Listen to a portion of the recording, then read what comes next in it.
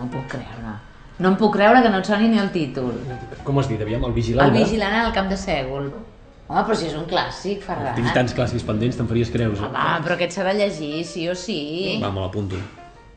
Sí, el vigilant en el camp de Sègol. Bé, el cas és que hi ha un moment en el llibre que el protagonista entra al Museu d'Història Natural de Nova York. Que hi ha l'esquelet de dinosaure gegant i els homes prehistòrics a dins les peixeres, no? I quan és allà, el personatge diu: una persona podria entrar aquí 100.000 vegades i sempre ho trobaria tot igual. Estàtic, immòbil.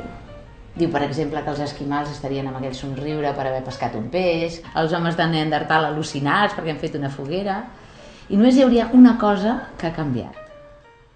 El què? Tu. Tu, perquè tu el temps sí que t'ha passat per sobre, tu el temps t'ha canviat. Clar, és bo perquè llavors... No, espera, que ara ve millor. Després de molts anys d'haver llegit el llibre, ara, no fa gaire, vaig tenir un somni molt estrany. Era al Museu d'Història Natural, estava ple de gent, hi havia com molta expectativa, la gent estava com nerviosa, no sé si obrien una nova sala, no sé. I de cop s'obrien una porta. I allà una servidora exposada en una vitrina, com el dinosaure, com els homes de Neandertal, allà, eternament jove. Que bo! I llavors què passava?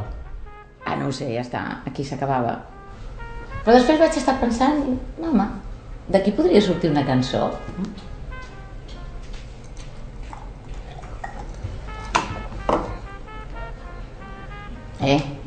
Ferran, si la feu a mi no em posis el nom, No, per favor, quina vergonya, no. No, posa-li, jo què sé, posa-li una altra cosa. Posa-li Melinda.